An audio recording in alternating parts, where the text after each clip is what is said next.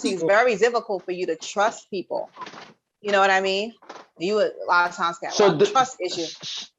So does this reasoning, or this, the way you understanding it, does it go past the lines of age? Like, can all this be said true for somebody that's 16 and 17, 17 and 18, 18 and 18? Or is it more about the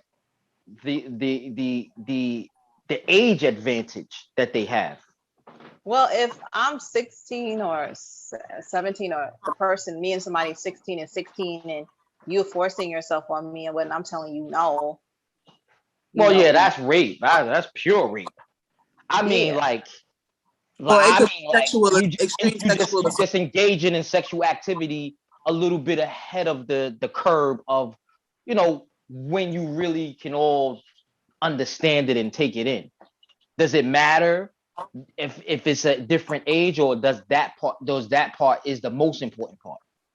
The most And important part is age. I'm sorry, Caramel. I didn't mean to cut no, you go off. ahead, no, go ahead, no, go ahead. The most important part is age, right? It is different if you have two peers that are exploring. One, because you expect that. That is part of their sexual and their behavioral development.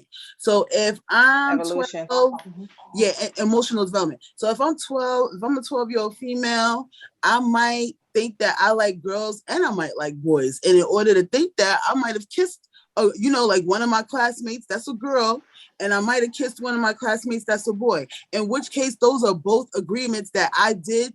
I had those acts with those two students, right? And even if I didn't, it still is like on a peer level, right? It's Mm-hmm. different if it's the teacher kissing the student. You see what I'm saying? Right. Whether the teacher is 18 or 19 and the student is 2 or 3, whether the student is 16, or whether the student is 15, you still have a certain level of authority or position over that person, and that is you abusing that authority in that position, right? Because even if let's say you're older than me, SO, and you like, you know what, you're going to do this. Even if I found, like a person, the older person that was giving me that directive attractive, it would still be somewhat intimidating to tell them no. It's not like you're really giving me a chance to tell you no, right? See, Because but now the me and way you are y'all not here. talking, I don't know, right? I very rarely get details, but when I do get details, I don't hear like an aggressive thing that happened. Almost hear like this secret thing more so than anything. Mm-hmm. And it's Right. it's it's very rarely like you're gonna do this. It's like at some point the child, I'm gonna call them a child, the child thought that they were doing something. They felt something was off, of course, right? But they didn't feel like they were being forced. They just felt like they were being secretive. Right. And But the they whole and thing they is, mhm. I'm but just saying, does that count too? Like as far yeah, as counts towards mhm. being emotionally manipulative.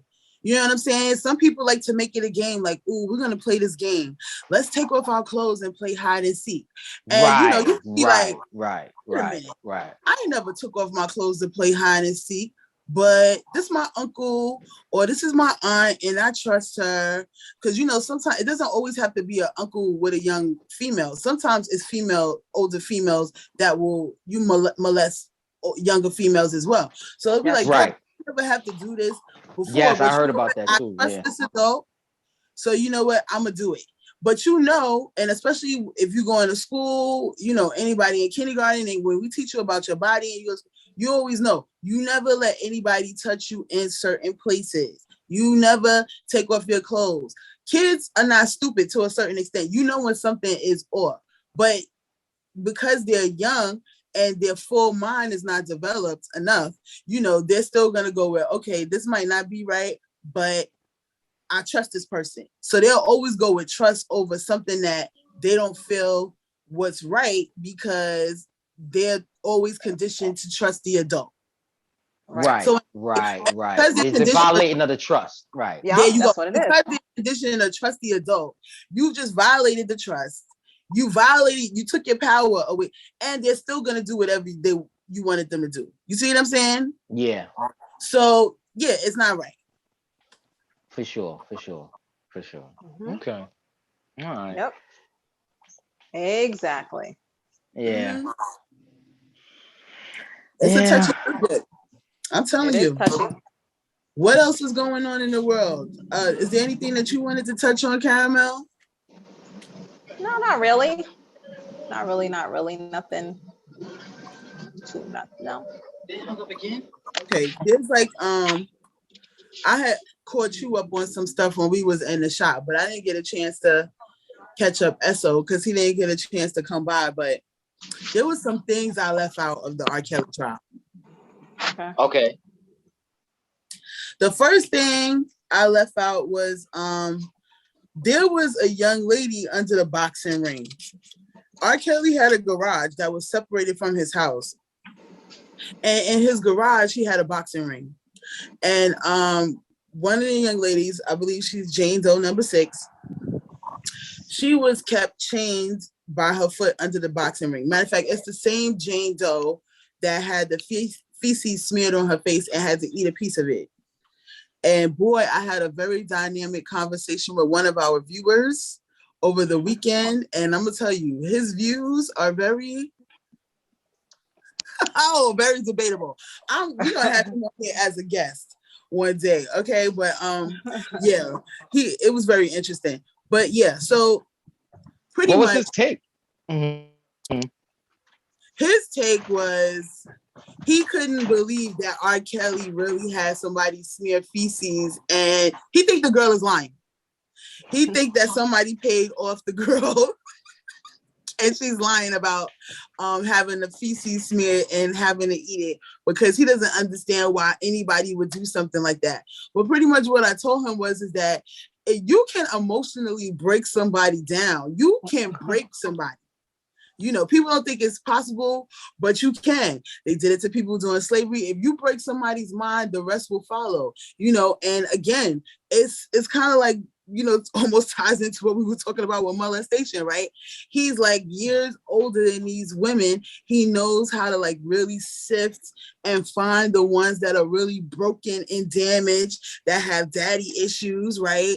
And he's able to hone in on that and like really make them his, you know. But the interesting thing is this was also another part of him grooming the young man that we had talked about last week, you know, the 17-year-old, you know, so pretty much there were times when he would have the young man over, he would have other women over, he would have the women have sex with the young man. And there was one time that the Jane Doe attested to where he like snapped his fingers 3 times and she had to come crawling from underneath the boxing ring. Of course, the 17-year-old was like, WTF, I didn't even know somebody was under there. And he made the Jane Doe that climbed from the boxing ring have sex with him, R. Kelly, and she also had sex with another female that had already had sex with R. Kelly and him. So it was just very interesting. All of this, of course, is in court transcripts. People look it up. Make up your own mind about the situation. Follow the case. But I'm telling you, it's getting sick out there. All right. What else? Yeah, of course, he was having people write letters. Okay, he accused him of sexual harassment. Yeah. All right. So the forensic biologist. All right. So back to like one of the females. So there was this young female. She had been with R. Kelly from the time she was 15. She actually was one that admitted her age to him from the beginning. And he was like, you know what? You young. He was like, there's a lot you don't know about the world, girl. So I'm gonna groom you, you know, and I'm gonna teach you about the world. So, you know, he flew her in, and this is where the sex trafficking comes in because she was underage. And he was doing concerts and stuff from city to city. He would literally fly her in from Chicago to wherever he was, whether it was California, to Texas, New York, Idaho, wherever. So he literally had underage girls flying, you know, some of them flying into him to wherever he is. So that is how the feds are able to tack on the sexual trafficking charges, because he literally was trafficking these girls when they were with him and then sending them in and out the country, you know, in and out the state.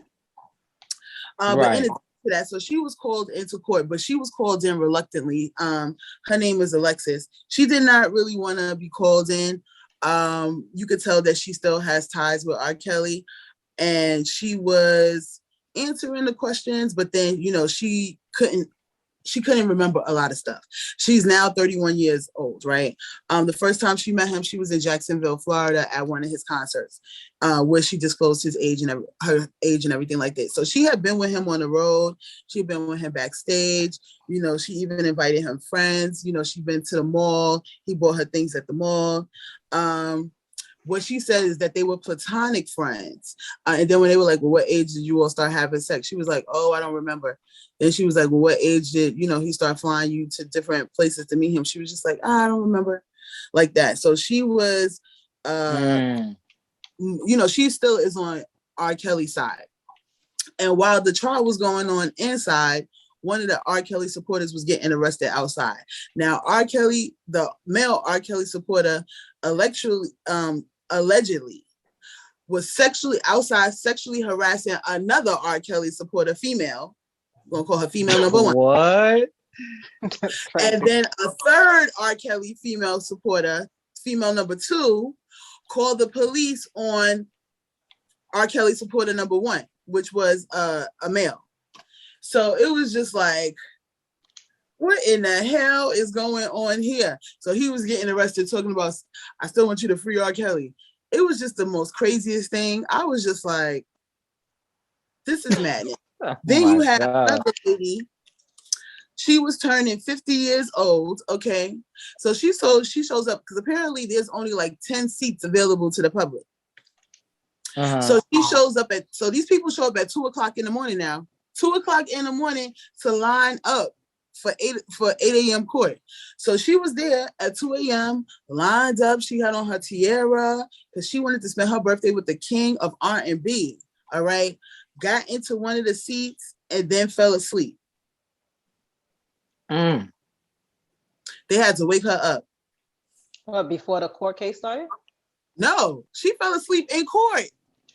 Oh, okay. Yes, the bailiff had to. Well, I guess if you go at 2:00 in the morning, you ain't sleep.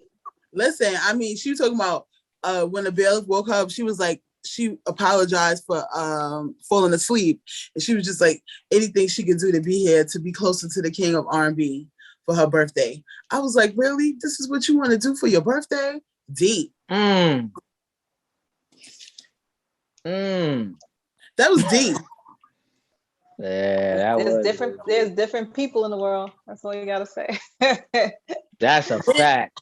Listen, so then it was another witness. This young lady, you know, she did not want to be there as well. Pretty much, she was a fan of R. Kelly. She was also trying to get a deal with him. She was unable to get one. He invited her back to the studio. She went back to the studio with him. He forcefully made her have sex. She also had her friend with her. He was trying to get the friend in on it with two of them, and the friend was like, hell no, you're out of your damn mind. So he proceeded just with the girl. And after that, even though she was forced that time, she still came back again because she was trying to get a record deal. That time when she came back, she said that R. Kelly humiliated her, you know, and he ejaculated on her face. She actually took up one of his shirts to wipe off the ejaculation. And she made up an excuse why she needed to leave the house, in which she did, and she took the shirt with her. So she kept the shirt for all these years. And the forensic scientists that observed the shirt stated that, the semen did belong to R. Kelly, and it did come from him, in which the girl was knowingly as well underage at the time of the sexual encounter. Oh wow. Well, she did a Monica Lewinsky. Right. She kept the shirt. Now, does that mean that she was, you know what I'm saying? Like, because why didn't she go? Did she go to the authorities when she did that? No, not at the time, because she was too embarrassed to go to the authorities. And what else is going on? So there was also another incident where R. Kelly had the boy and a couple of females walking dogs, but they weren't really walking real dogs. They were walking females.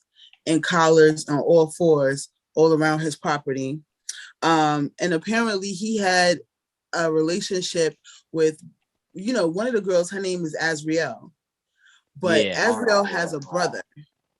So apparently R. Kelly had a relationship now with Azriel and Azriel's brother. Oh wow! They ain't even mention him anything. I guess he asked not to be mentioned. Yes, that is correct. He asked not to be mentioned, but it is about to come out. They also confirmed that R. Kelly contracted herpes in 2006. And yeah, the young lady sued him for over $200,000. And she settled the case. But even with settling the case, she was still called into court. Wow. Yo, this is horrible. So, this nigga is out of pocket. And he was like blatantly telling them that he was going to have raw sex with them. And I believe in this Jane Doe's case, this was Jane Doe 27. He was like, she had asked about it specifically, like, are we going to have unprotected sex? Because, I'm very worried about HIV and, AIDS and other things that you can get out there. And he was like, yeah, we going to do it raw. And she picked up whatever he was throwing down. And she actually was contracted on the first time they had sex. It just took a while for it to be caught. Yep. So he settles with her out of court. Mm-hmm. All right. Yeah, that herpes game. Wow. A lot of them is spreading herpes and all that. I'm surprised that's all they saying. I won't be surprised some other stuff start coming out, some other diseases. I don't even know how. Either. Huh? And they always say, like, you always want to be with your celebrities. Let me tell you something about being with a celebrity. If you do want to get with a celebrity, people, do it when they're a nobody in the beginning. Because as soon as they become somebody, they either gonna have syphilis, herpes, or something long term, okay, that they can't get rid of, like the clap. All right, and then you're gonna be like, it'll be over. Or just don't get with a celebrity altogether. How about just keep it as a fantasy? Some things are better as a fantasy. They really are. Yeah. You can't make all your dreams come true. I'm telling you, all your dreams come true. Facts. You want to dream about. Yeah, you could lose your life trying to make all your dreams come true. Exactly. Especially with these celebrities and the way that they are like so on each other. It's like if you got diseases and stuff, why would you willingly give it to people? You know what I mean? Like, because he don't give a something. You can track to something. You could track to something. Put something on. You know what I mean? You should have put something on before you contracted something. They probably want everybody to be. Yeah, it just seems like it's some kind of like selfish shit. Yeah, like let me see if I can give it to you. Like, but you know what? It just really makes me think, because like now one of the hottest topics out is Bow Wow's former baby mother is dating. Well, not former baby mother. Yeah, she's dating Puff Daddy, right? But this is like her 13th celebrity. She's been with Future. She's been with Bow Wow. She's been with somebody's brother. Whose brother? Somebody's right, she brother. has a child for Future too. She has a child for Future too, right? She has a child from Future too? Yes. Yeah, I think so. Mm-hmm. She has a child for Future. And she just recently had a child for him. She has a child for Future and she has a child for Bow Wow. But how do people like mess with these people that's mess with everybody? Like, why is that like appealing? Question. It's like, I don't know. I think it's like when they're in a celebrity bubble, they rather just keep them in. I don't know if that's the thinking, or if it's like, right. Oh, she must got some really good cooch, or she must got some really good tussie cat, because or maybe these dudes have all these celebrities. Mm-hmm. Huh? Maybe they have like little quirks, like I heard Trey Songz. I mean, allegedly, I heard he got some like real deviant issues that a regular normal chick ain't going for. Like he's, he like to pee on, and I mean, this one girl said that he Allegedly. made her sit in the tub. And allegedly, he made her sit in the tub, and he peed all on her while she was in the tub, and then he made her stay there for like hours, and then came back and was like, you know what I'm saying? And then we saw the video where he spit in a girl's mouth in the video, like, you know what I'm saying? Those are two different things. Some people consider spitting in the mouth a sexual act. You talking about him being like a little some people consider Jr. in the making. A sexual act. That's true. Huh? Some people consider peeing on people a sexual act. It's true. It's called golden showers. I'm not saying that he's some type of deviant for that, but I'm saying, you know, not everybody is going for that. Mm-hmm. You know what I'm saying? I see what you're saying, I see what you're saying. Right. Yeah. There's a reason. You know, there's a reason they keep in the same ones in the same right. pool, because people know that you're up for what. People know that who's down for what, you know, and who will keep your secrets. And who will keep your secrets, right? And who's down with a certain amount of kink. Well, I'm gonna tell you right now that she done dated Diddy, everybody else that she done dated, I know what their kink is.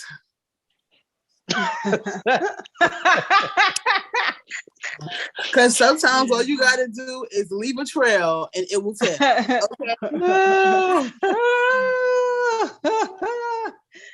And I ain't gonna talk about none of that over here because we're still trying to get monetized. All right. We are for all the people. We don't judge over here. We don't judge, but I know. Ooh, we know. I know. I know. She got it. It's all right though. It's okay. Yeah. But that's the funny part about all of this shit. Like, not for nothing, not to keep beating a dead horse, but some of this shit. Or let me stop trying to stop cursing. Some of this stuff is, I mean, taught. You know, there are some gay people who literally go to the book and the Bible and they pray and they get on their knees and they say, please, Lord, take this deviance away from me. I don't want to have these feelings. I don't want to have these urges. I'm a monster. I'm not pleasing you. And then comes along a revolution that says, you was made like this. This is how you are. You shouldn't be ashamed of who you are. And they go from that to dancing in the street with cowboy boots and Speedos because they're happy and they proud to be who they are.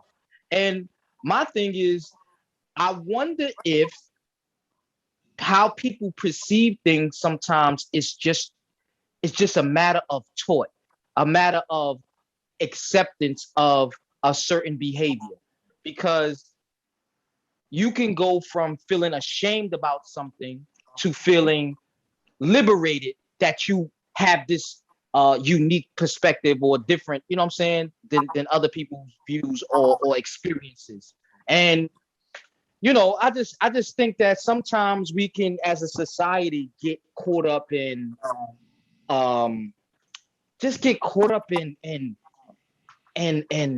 coddling and babying and making excuses for a whole bunch of things, like, you know, like being bullied. And I mean, you know, the way you could present that bully game is like, you could present it on a lot of different spectrums. You can present it in a way that says, this was the most tormenting, detrimental. It ripped the soul out of my body. This thing destroyed me. It changed who I could have been. And then it made me tougher. It made me who I am today. Had I not been going through that, I wouldn't have been fortified through the torments and I had to get my weight up. You know what I'm saying? So it's all about perspective. And I'm just wondering, like, you know, how much stuff are we taught? And because we taught, it's now the learned behavior. And now we go with it. You know what I'm saying? Because I do believe there's a few people in this world who've had some experiences and they never felt one way or another about it. Like maybe they felt a way, right? But then when they hear about these different ways to think about it, now they start to feel bad about it. You know what I'm saying? Like worse than they would have felt had they not learned that, oh nah, you should be sad about something like that. You know? You should be traumatized behind something like that. And some people might not have felt like that had they not heard that it was okay or that's how you're supposed to feel. That's all I wanted to get out there, that you can teach yourself to be any way that you want to. You know what I'm saying? Not to say that anybody had the right to take away somebody's choice, because that is the whole point when it comes to any type of victimization of a child or a minor or somebody who doesn't have all their faculties and understandings of the world. But you don't have to stay in that corner and be a learned victim. You can be a survivor. You know? Yeah, I mean, even I think most people, you know, after any kind of like traumatized event can be a survivor. And yeah, I think it's all about the mindset. Responding to what you said, I think it comes down to if you're hearing that information, like if I feel one way about something and then somebody's like, oh, you should feel like this. I don't know how I would feel about that, because I don't really have too many people around me that would be like, this is the way you should feel about something. Mm-hmm. But I think it's a matter of if you really care what that person says, you know, because if it's somebody that you don't really care about, then it will roll off your back. But if it's like, you know, somebody like your mom or, you know, like your best friend or something, they'd be like, oh, well, you should feel kind of like this way. It really comes down to that person's mind. You know, some people are simple-minded, some people are weak-minded, you know, some people are strong-minded. So I think it just really comes down to that person and like what they think. Because at the same time, like you said, you could take any experience and you can either stay the victim in that experience, or you can choose to turn that conversation into another one. Like, damn, my cable went off. Am I going to be mad about it? Am I going to try to hustle money up to get it? Or am I just going to say, fuck it, and read some books because I got mad books that I was supposed to read anyway? You know, like, you know, trying, you know, so it's like, is that person accepting, you know, like where they are, and like, do they need steps moving forward? You know, because some people, they get violated and they're still angry about it. And because they're angry about it, it comes out in different ways. A lot of times that happens with children too, just because they aren't articulately equipped, you know, with how to communicate those things. So again, I think it just comes down to that person, and then it just comes down to conditioning. You know, but even with conditioning too, nah, because there's certain things that my mom would be like, yeah, when you get older, like da da da da, and I'd be like, nah, that's your life. That's not gonna be mine. No offense, mom. I love you. Yeah, true. You know, that's your life. You know what I'm saying? That's what you've accepted in your life. I'm not accepting that shit. Yes, I come from you, but nigga, I'm not you, you know? Well, I mean, your mind, as a saying, if he's trying to say like, you know, people may be able to influence you in the way you think about stuff. You gotta think about things like this. The mind is very tricky with a lot of things. You think about people who've been stolen off the street, taken, lived with somebody, chained them up, whatever, or lived in a house with them, made them their child or whatever. You know, sometimes those kids will find out, or people hold you against your will. But you have, I think it called like Stockholm syndrome. Right, Stockholm syndrome. Yes. Where, yeah, it's a mental thing. You know what I'm saying? Because you've relied on these people. They've created whatever relationship with you. You've been with them. They might have taken you as a child. They may have. So it's a syndrome where people who have actually gotten abused or victimized, or, you know, actually form some kind of bond with the person that did that to them. You know what I'm saying? Right. You know, the mind is very complicated in terms of what it does to survive. Yes, I'm saying, to be able to survive situations. You know, I really believe that when that happens, that's because people, their minds are allowing them to survive the trauma, you know what I mean, of the situation by allowing them to form some kind of attachment so that they're not living in this constant, whatever, you know what I mean? Yeah. Right. Yeah, our system is very complex. We have yet to know what the human body and the human mind is really capable of, to allow us to be able to survive. It's a serious system. When you're tired and you overdo it, it will shut you down. You know what I mean? Whether you want to be shut down or not, it'll put you to sleep. There's different things it compensates for. And I think it also compensates for trauma and different things like that. So in terms of, how people want to see things, I'm not saying you can't make a situation that was hard on you or terrible into something productive, because I think people do that every day of their life. You see people get molested, or people grew up in hunger, or people grew up on the street and they go out and they start a organization and they become an activist, and they take their pain and their situations and try to turn it into something good. You know what I mean? But it doesn't take away what people did to you. It does take away how you use it. You know what I mean? You can use it in a positive way, but it doesn't take away what they did to you. So, and what your mind allows you to do in order to be able to go on and to be able to function. Because if you dwelled in that situation or stayed in that moment, maybe you'll be crippled by it. Have you gotten beaten as a kid? No, I never been beaten. Never. Not even smacked. I got my ass beat. I got smacked. I was hit with wet rags, electric cords, shoes. My mom was beat me. Right. I got beat a few times my damn self. But my question is to Caramel. Had you gotten hit with an extension cord, with a shoe, smacked in the face, told that you were out of your effing mind and that you need to learn some lessons and get some sense in your damn head, what would you have felt knowing what's right and what's wrong to you today? What would you have felt about that experience? If I did I deserve it? Listen, I mean, do we ever deserve it? I mean, well, I don't know. Okay, well, what would I have felt? I don't know. That's so hard to a what if. Do I think that they would have been wrong if they did that? Or do I think I would interpret it as something wrong? Yes, or traumatizing even. Or traumatizing? To get hit with an we ain't talking about smack on the hand. We ain't talking about, pinched a little bit. The shit. Right. We talking about extension cords. We talking about shoes. We talking about smack. Pure smack, which is a whole different type of hit than a spanking. Yeah, I probably would have.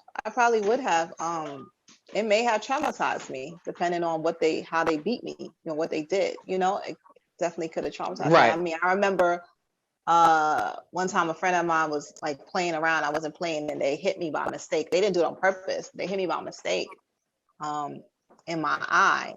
And then they hit me by mistake, and I just punched them in the eye. It was reactionary. It was I'm so used to not getting hit that I just complied, even though it wasn't on purpose. It was just they were doing something and they're playing with somebody and it hit me. They hit me by mistake.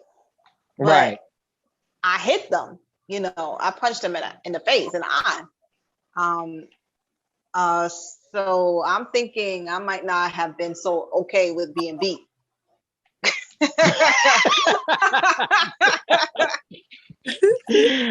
Yeah. What? My point of asking that question is, there's some people who got all of that, and they feel like they're a better person because of it. You know what I'm saying? They feel like they are. Yeah, I know a lot of people that felt like that. Yeah, I know a lot of people that felt like that. They feel. I know people who said, "Yo, it's a good thing these people waxed my what because I was this knucklehead that I see right here that's getting into this that I wouldn't be where I am if they didn't pull me in line and Right. I know quite a few people. who believe in that, who are not holding any grudges. Maybe at the moment when it happened, hindsight is, I guess, 2020. Who said, "Oh yeah, I deserve that," and it's a good thing too because I might have been a criminal. I can see myself becoming a criminal through my behavior, and different things, and they feel like those people saved their life in terms of who they become. I definitely have heard that, and then I've heard the opposite. Right, and they may or may not be true. They may or may not be right on that. You know what I'm saying? Okay. But it's their mind state and their point of view that doesn't, because they can very easily look at themselves as a victim. They can very easily look at themselves as a person who was abused. People come to people's houses these days for less and take you away. You know what I'm saying? And if that happens and you actually get taken away and you actually have this experience of being separated from the people who raised you because they weren't doing a quality job, they were being abusive according to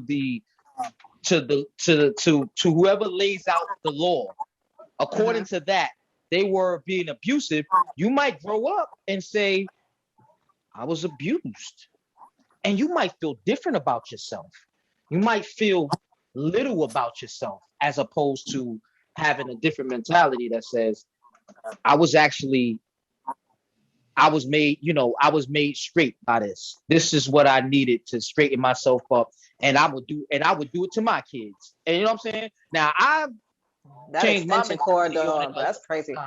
Yeah, and I never did extension cord, but I just think you shouldn't hit. I just think that as a parent, and again, I only have one child, so, and she was pretty cool and subdued. So I'm not going to speak for everybody who has kids who runs up and down the walls and do all kind of crazy things. But I just personally feel like it is your job as a parent to find a way to get through to your child one way or another.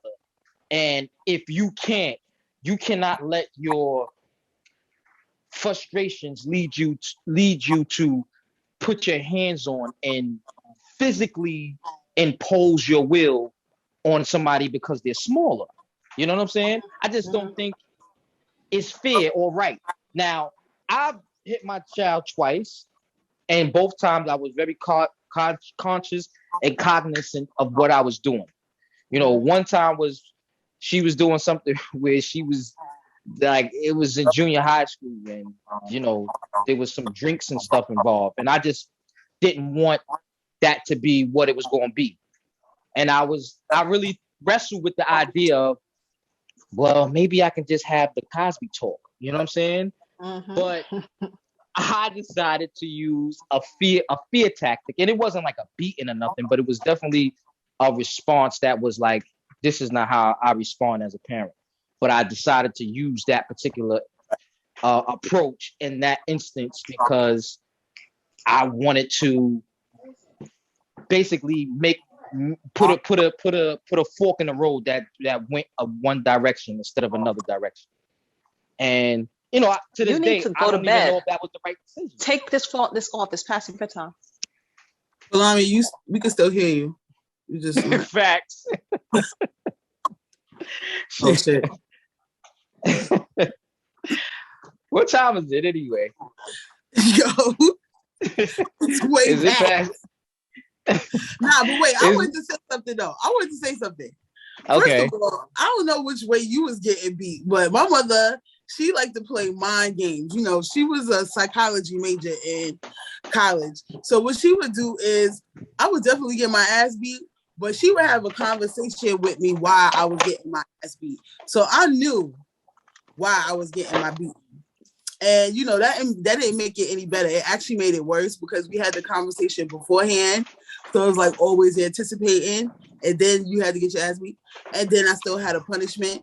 But by the time I was in junior high school, my mother didn't put her hands on me no more. I mean, at the most she would do was like smack me. That's when I would get smacked. She would take shoes and throw them at me. You gotta have good dodgeball skills. You know what I'm saying? But other than, if she just really wanted me to come close, she'd be like, come here. And then smack, you know what I'm saying? And my mom had really thick hands. Her hands was like my two put together. This is one, So I ain't like playing with that lady. The only one thing she taught me to think about was cause and effect. If you do this, this is what's gonna happen to you. But see, I used to see my mother tear up my brother's asses, and I never wanted to be on that side because I knew she could use a stick very well. All my brothers were taller than her, 6'6" and taller. My mom was 5'11", but you know, she could box. You know, like ooh. So I never wanted to get caught out there. You know, she wore rings on every finger. So it wasn't going to be pretty. Plus she had nails. You was going to get scratched up, jacked up. It wasn't going to be pretty. So, you know, gonna be pretty. Yeah. now somebody's trying to deal with that. I feel you. But, you know, after junior high school, she just started having talks with me. And then she just started taking away things I really loved, you know. She banned me from seeing my friends. I couldn't have them over. That was like the end of the world. Then she'd be like, you know, you can't watch TV, you know. But the one thing she never took away from me was music. And I was thankful for that. Because I think if she ever took my radio, I would have just died. I definitely would have just fell right off the fire escape, like, goodbye, you know. But yeah, so, you know, she found a way to reason with me then. But, you know, my mom, she spoiled me too, you know, so she took me on trips and stuff. So it was like, you're not going to be able to go to Jamaica if you can't go with me to the Bahamas. And it was just like, what? Let me get my act together. Fuck all this whack. I'm trying to leave the country, you know? So, you know, and then it just puts you in a different mindset too, you know? So, yeah. Yeah. Mm-hmm. Yeah, I feel you. Yeah. I mean, I can't talk. I know I ain't never got beat, but I seen people get beat. And I'm not gonna lie, you know, your parents, when they talk to you, it is like you getting beat though. True that though. They verbally like a verbal wax your your mom's is like an emotional abuse. your dad is a verbal abuse. But you know what's crazy?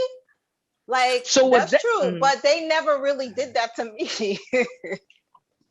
That's what I was going to ask you. What was the fact that you didn't get beat? Was that a decision that they made as parents, or that was just you?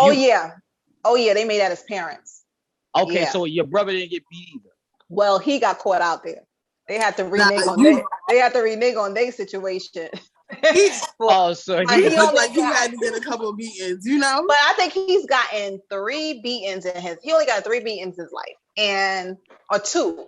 I think it's 2 actually.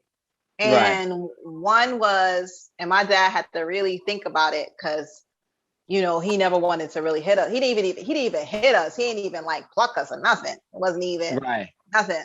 But he was in a program where he was in a prep school and he was about to fail out, not because he didn't know how to do the work, not because he wasn't smart enough, because he just decided he wasn't doing it. And he basically was on I'm not going to let him mess up his future. So I'm going to have to do something that he's not expecting. You know what I'm saying? Right.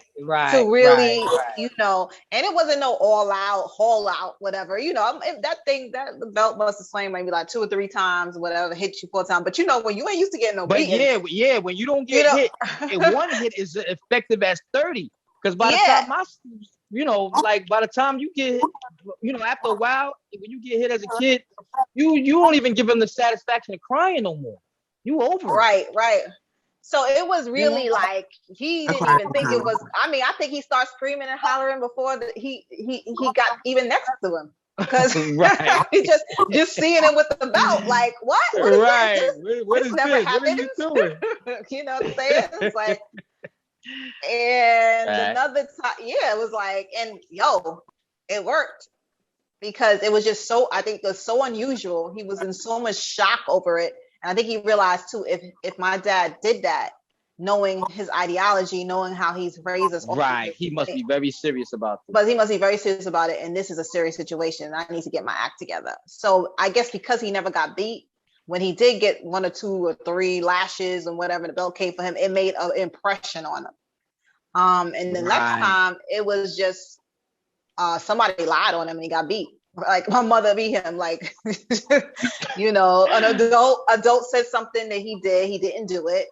And like, that's something disrespectful. And I was there and I told my mother afterwards, he didn't say that, you know what I'm saying? But she had already. Afterwards, what the hell? Because I wasn't really, like, you know how like she went to beat him or whatever. It was a family member, an older family member who said he did something, said something. Right.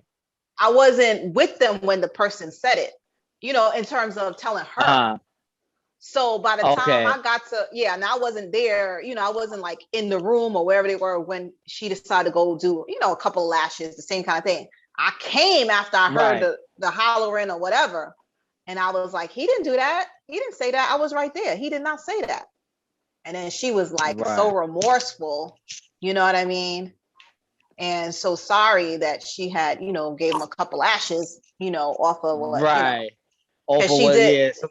she did believe me that he didn't do that because I was known to be the person that told the truth. So when they used to want to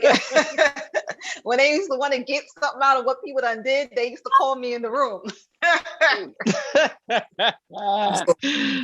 little snitch. So I was like upset. You know what I'm saying? They used to put that. They used to like, oh, y'all not nobody want to talk. Falami, come here.